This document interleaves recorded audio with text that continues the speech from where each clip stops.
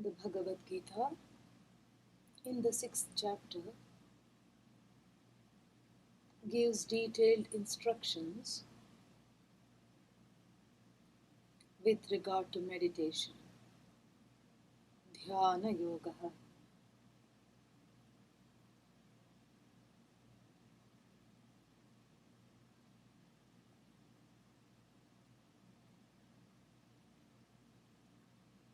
Out of great compassion, Bhagavan Krishna takes one step by step in the meditation process.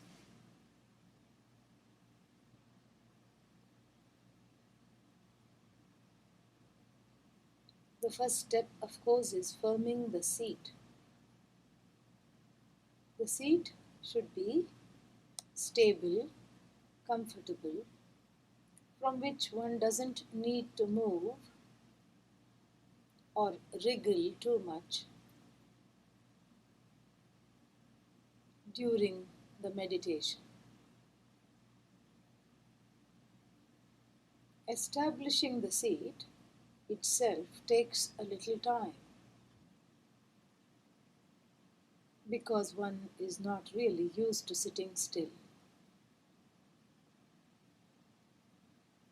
But once it is established over a period of practice, it is called an accomplishment, asana siddhihi.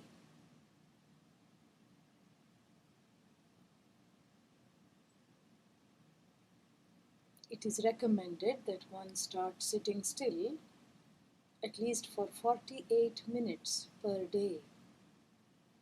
That is a mandala.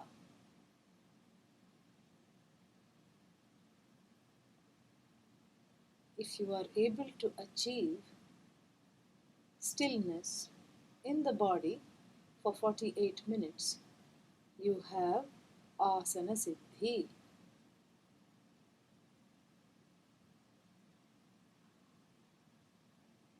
Sukham sthiram asanam. The seat is firm, comfortable, but stable.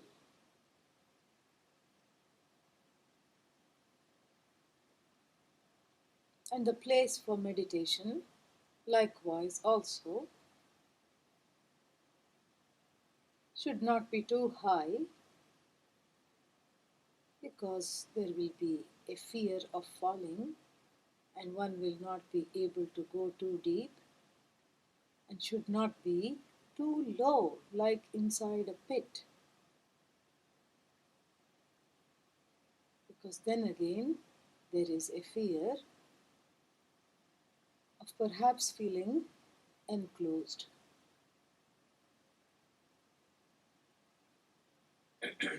The traditional seat for the meditation is made on a well swept floor with what is called kusha grass, a little bed, a cushion of kusha grass, on top of which is deer skin, chilajina.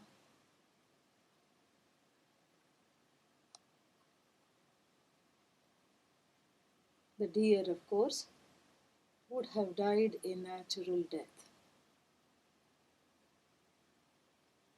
The deer skin is sacred because the deer symbolizes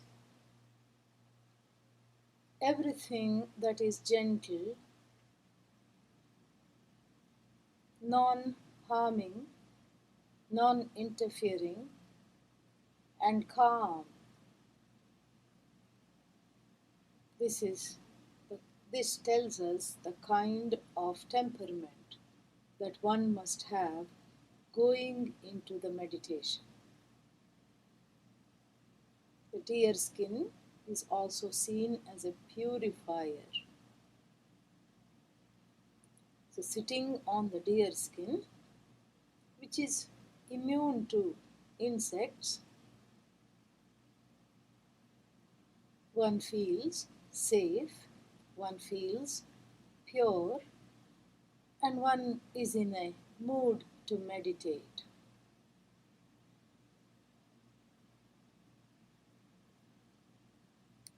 The posture is important because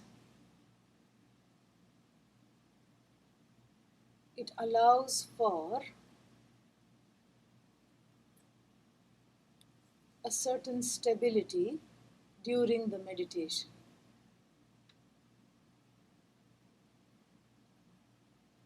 Samam kaya shiro grivam. Kaya, body. Shiraha, head. Griva, neck. The head, neck, and the body, the spine, are in a single straight line. And this is important to note because when there is absorption, the head tends to droop downwards. And this posture with the head, neck, and back in a single straight line is held without moving. Dharayan achalasthiraha. The eyes are softly closed.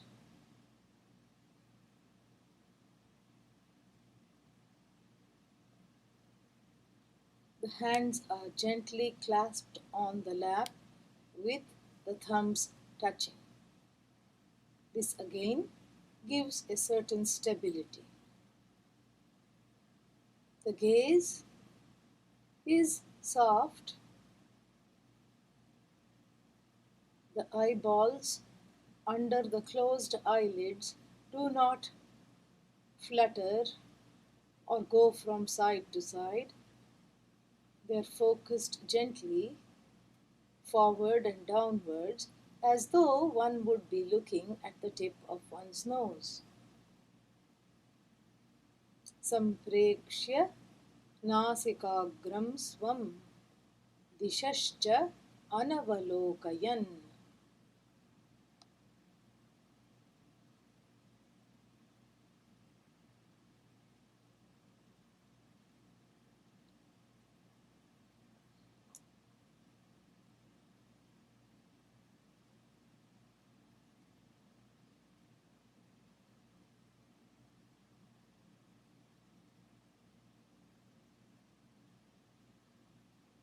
One can see from this elaborate preparation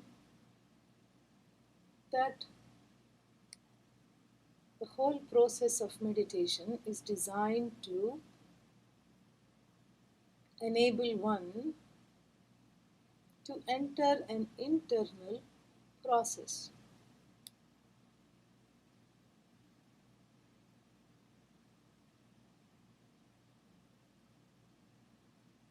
Then, after that, one stabilizes the breathing in the next step. Ideally, the breath is not forced, one is not breathing too hard, and again, the breath is not too shallow. The idea is generally the length of the inhalation is roughly the same as the length of the exhalation.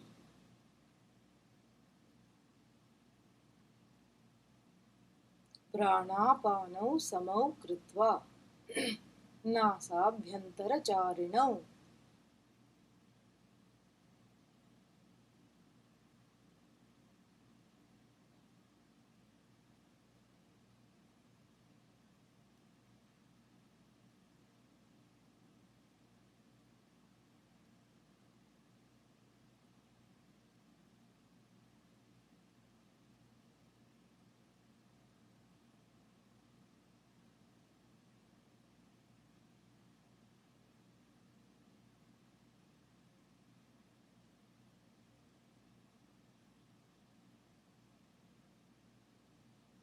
Stabilizing the breathing in this manner seems to have an effect again on the posture and on the general temperament.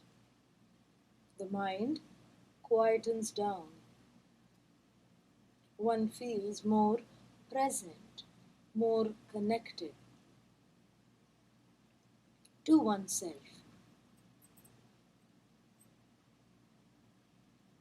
And this is also a good device to use to be aware of the breathing, especially if one feels sleepy during the meditation.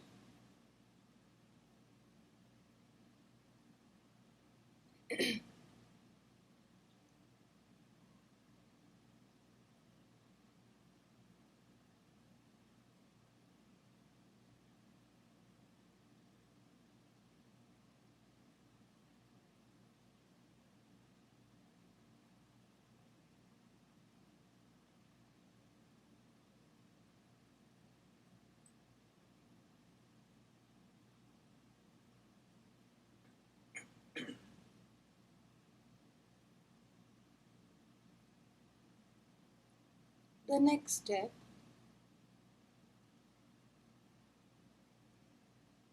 is a strange one. Bhagavan Krishna says, Sparshan Bahyan Bahihi Kritva. The advice is to keep the external world external. What can this possibly mean? The external world is so called because it's already outside. So, what is this injunction that is received to keep what is outside outside? How is this possible to do?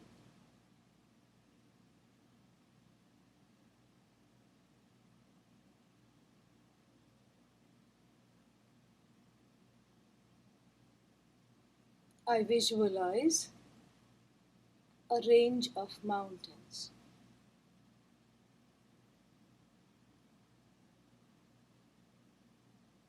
In relation to these mountains, I find that I am an objective, non-demanding person. In other words, I do not want the mountains to be a certain way.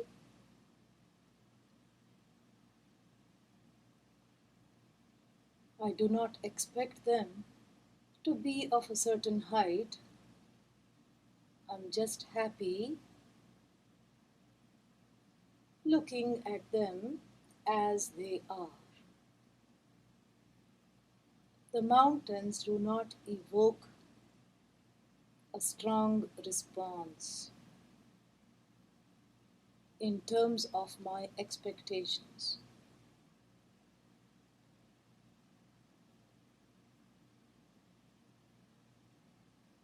Next, I visualize a flowing river.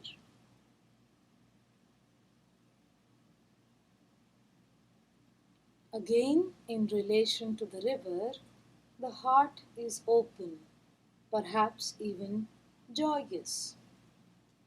I find that I'm an appreciative, non demanding person in connection to the river.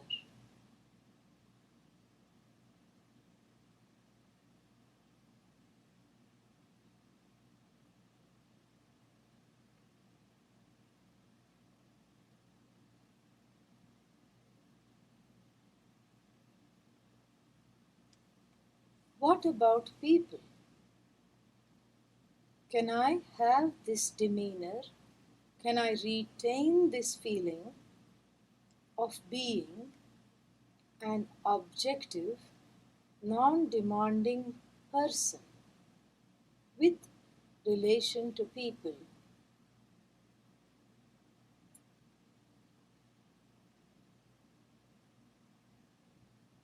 Perhaps people in general, one can harbor and garner the same objectivity if one does not carry prejudices based on race, gender, nationality, etc.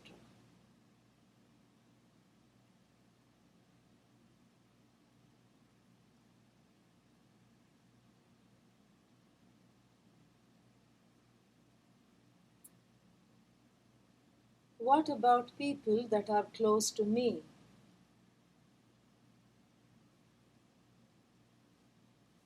I visualize the mother.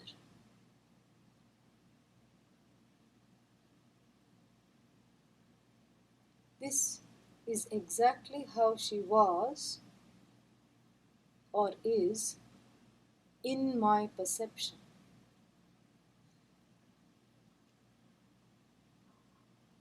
The words in my perception are important to use in this exercise because I give myself the benefit of doubt. I could be right, but again, my perception need not be right. This is how the mother is, the mother was. Retaining the care and love I have for the mother, I let go of expectations that she should be different, she should have been different.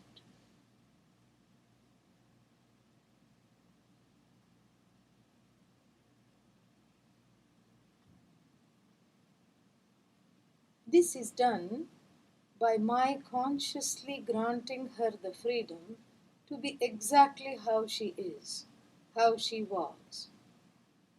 This is how the mother was. This is how the mother is.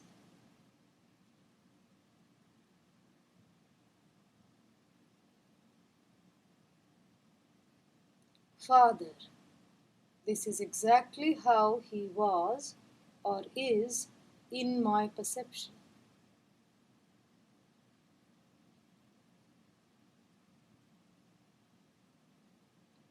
I grant the Father complete freedom consciously to be who he is or was.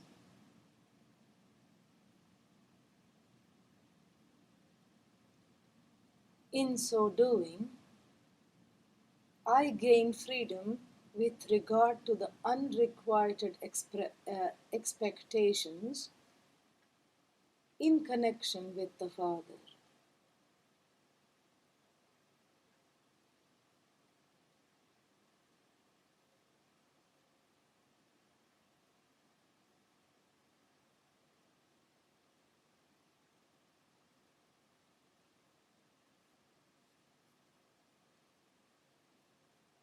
Spouse, significant other, child, friend,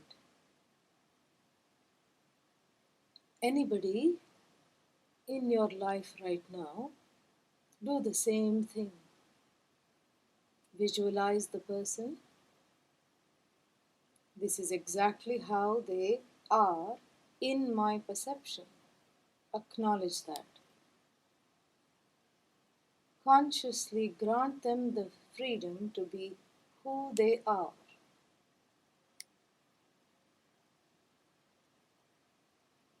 And in the process, letting go, one finds that one is letting go of the hold of expectations with regard to the person.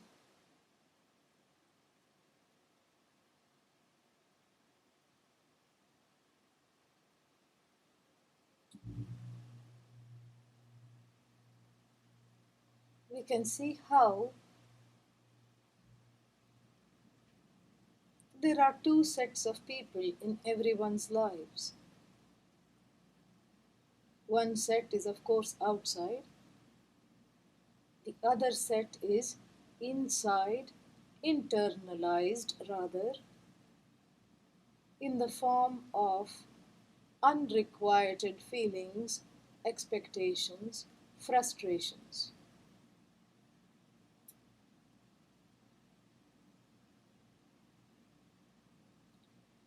The step of taking the time to grant the person the freedom is important because it's a way of unloading the stowaway people from one's head.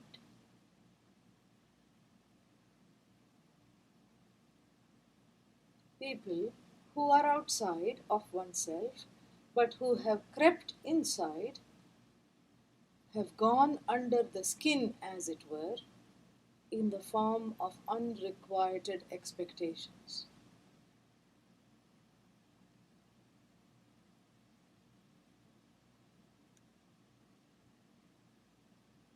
Keeping them where they belong, outside, gives a space, an inner space, which is important for meditation, important for discovering the meditator.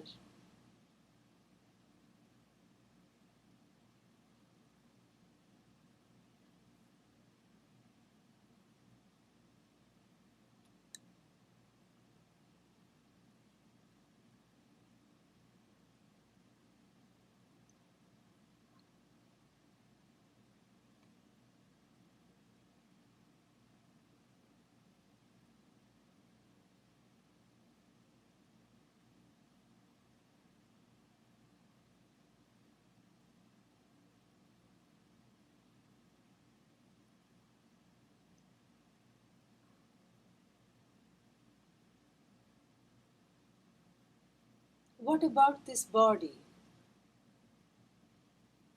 Is this also external to me, or is it internal to me? I observe the body part by part, starting with the head.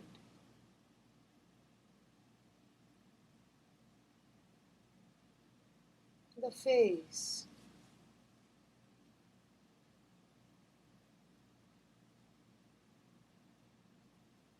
Allow the body parts that are called to just soften and relax just by being aware of them.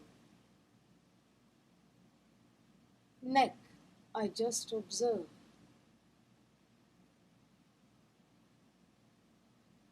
Shoulders, continuing to observe the body.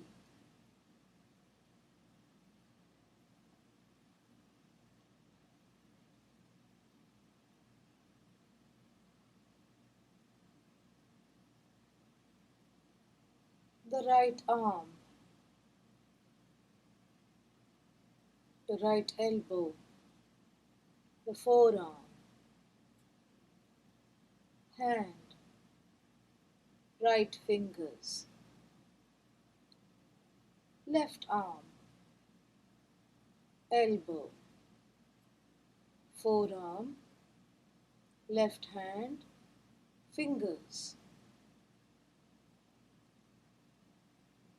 The front of the torso, the chest, the stomach, the abdomen.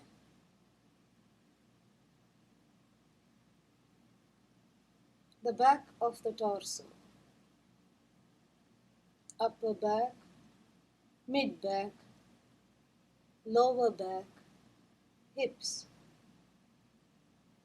I just observe.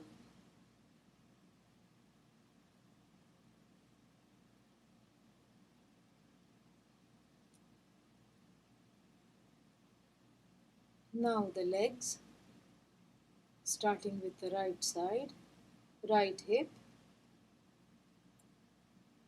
right thigh, knee, the muscles below the knee, the calf muscles, ankle, foot,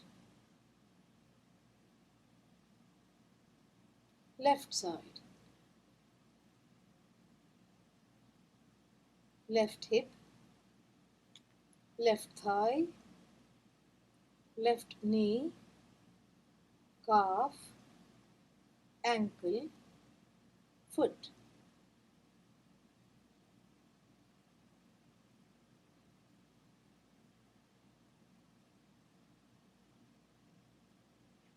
This is how the body is.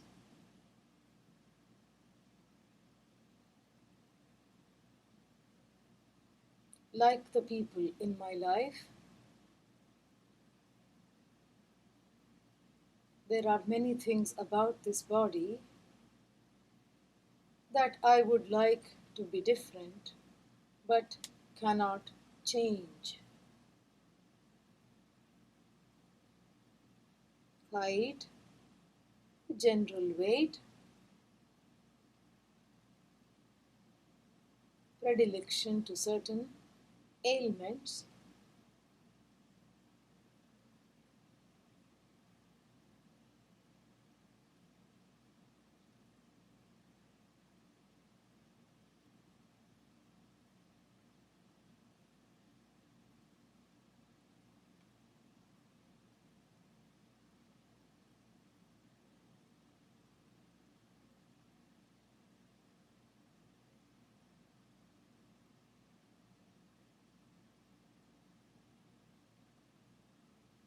this is how the body is. Even if after this externalization process, I still have a wish for things or people to change, I offer it in the form of a prayer. Hey Bhagavan, O Lord,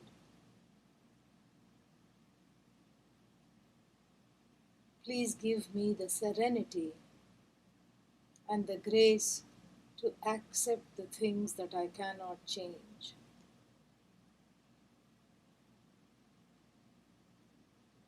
Please give me the courage to change the things that I can.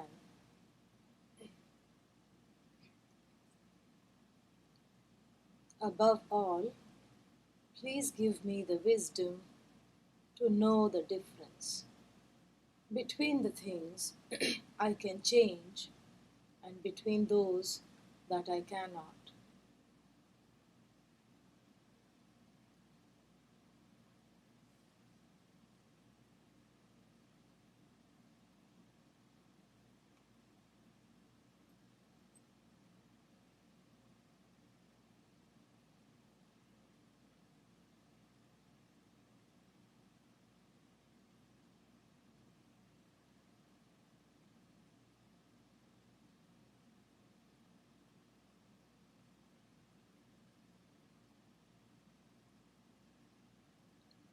A wish that is not acted upon can cause frustration. Prayer is an action.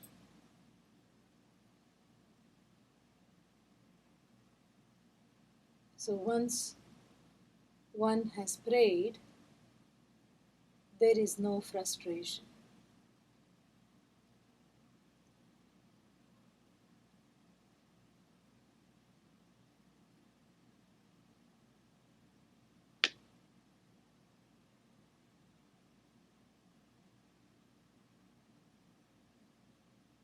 I now turn to watch the breathing, prana.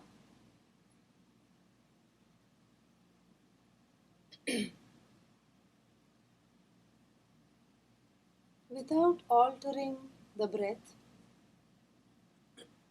making it fast or slow, I just observe the breath.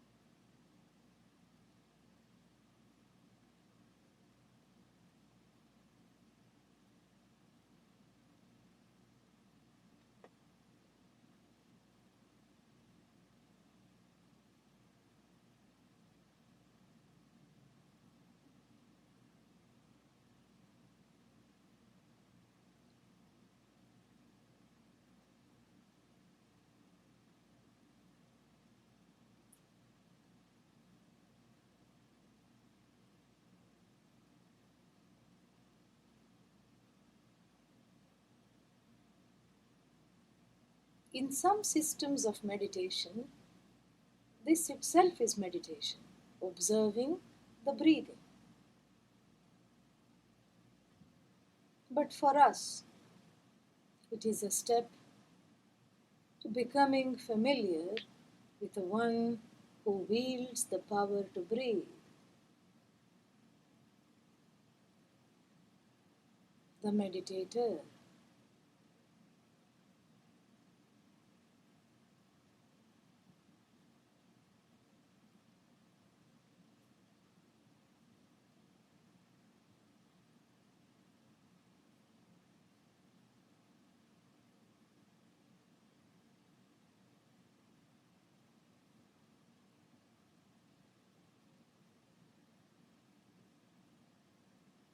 Next, I observe the senses. And for today, we will observe the sense of touch,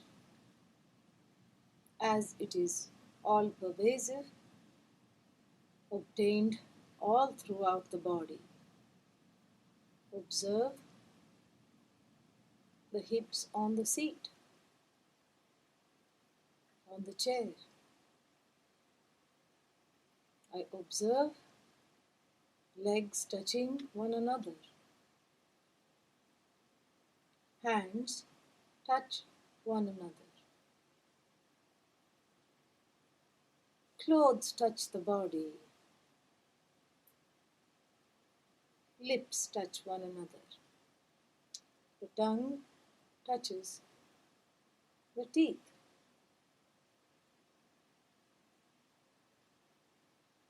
To highlight the sense of touch, we half open our eyes and softly let the upper eyelid descend upon the lower, observing that touch. There is nothing forced in this, and we do this once again. Half open the eyes and softly, gently close.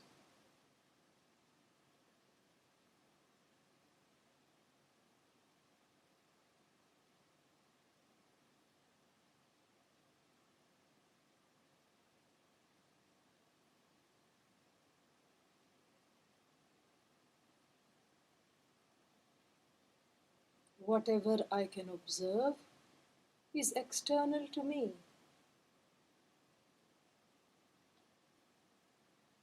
Moving now to the mind.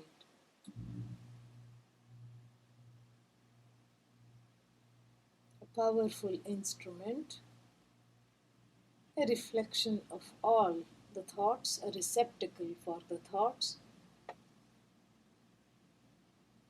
I just watch the mind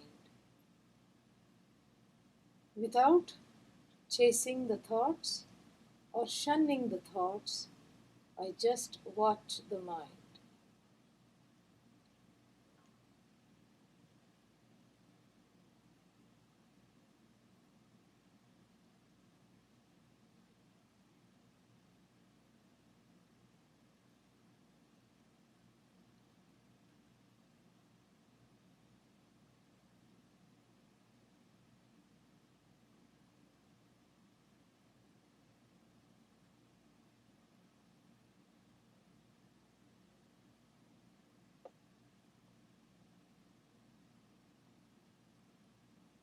A watched mind is a quiet mind. Thoughts can come and go without myself being involved in them.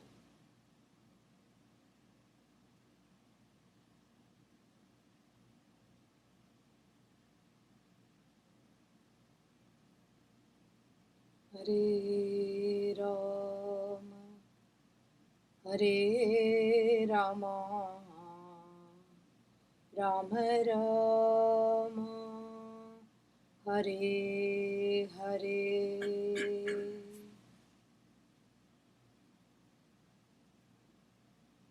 Hearing takes place. If there are words to hear and the ears are functioning, they are heard. There is no will involved in hearing. Hare Krishna, Hare Krishna, Krishna Krishna, Hare Hare.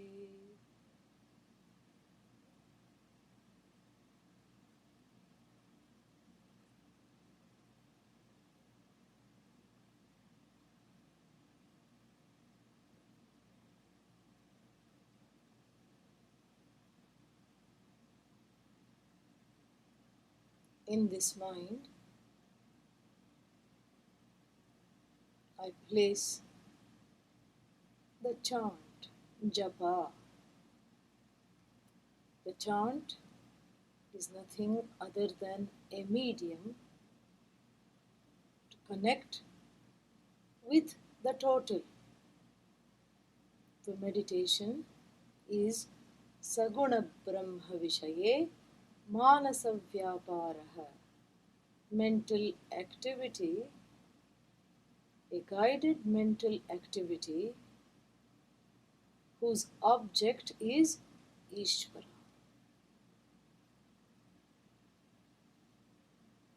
The observer is Isvara, the individual.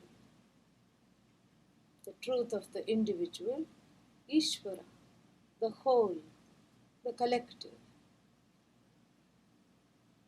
the total. The individual relates to the total, just like a tree relates to the forest. The tree is the forest, is already connected to the forest, but in the process of meditation, the connection is highlighted between the individual and the total in the form of a chant. If you have a mantra, you can use that. Otherwise, we can just use the mantra Om Ishaya Namaha. Isha, the overlord, the one who is all in all. Namaha, my surrender. The chant is placed in the mind consciously. The breath and the voice are not silently involved. The chant is not synchronized with the breath.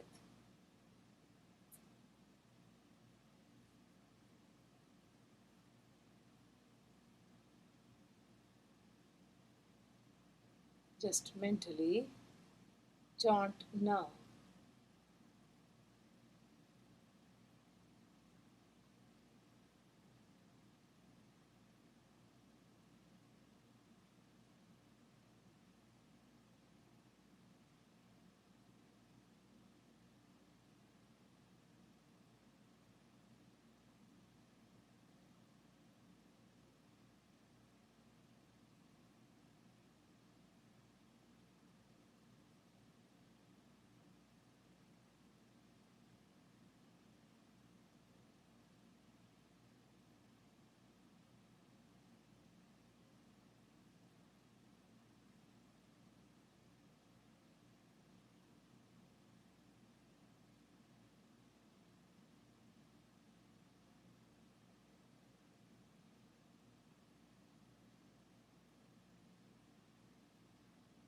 Stop chanting and observe the spaces between the chants as I chant.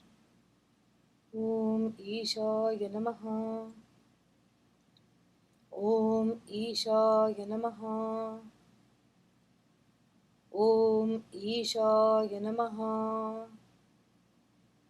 Om Ishaya Namaha.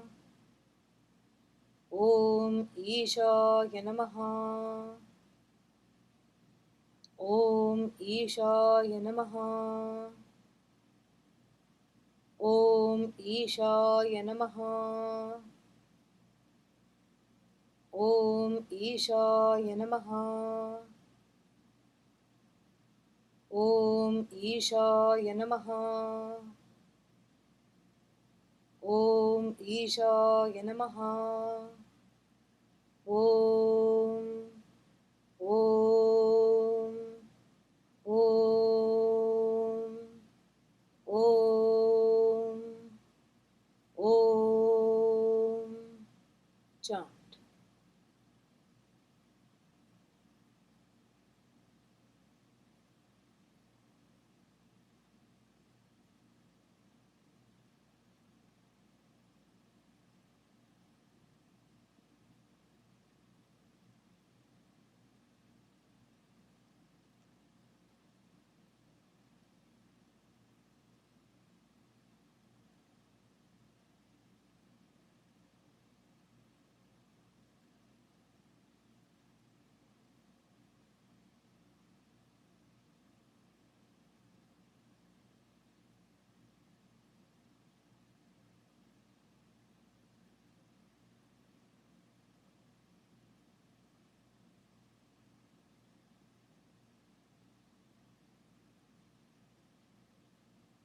Allow the chanting to come to a close.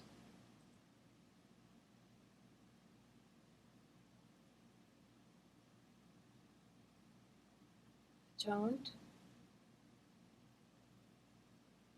takes away the difference between the observer and the observed. If the chanting is successful, there is a sense of absorption, laya. The observer, Isvara. That which is observed, Isvara. The chant itself, Isvara.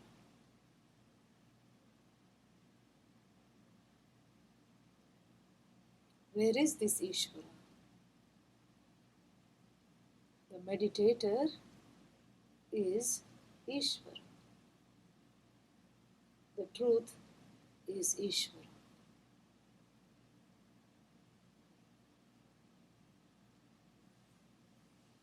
That presence which obtains in the body-mind-sense complex as the Sakshi, the observer, is nothing but Ishvara. The eye of the eye, the ear of the ear, the mind of the mind.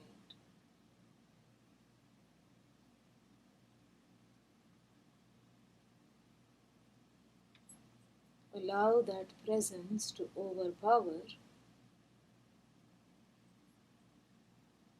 reason, logic,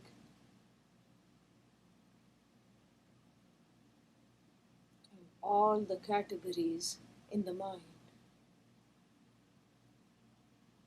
Allow this presence to pervade that eye,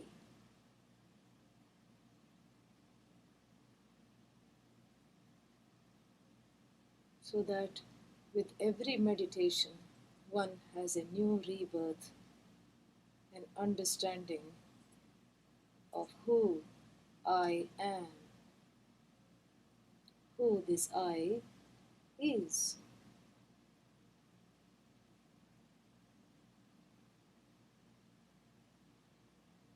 Allow the I-ness to be bathed in the presence, to melt in the presence, most sacred, most holy, that which the Sufis called the beloved because it is the most near to oneself and the most sought after by all.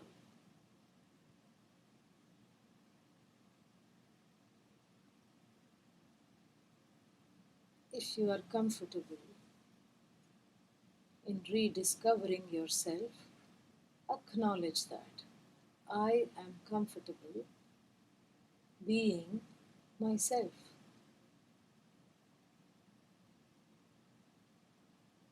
Which means that I do not need any comforting from the outside.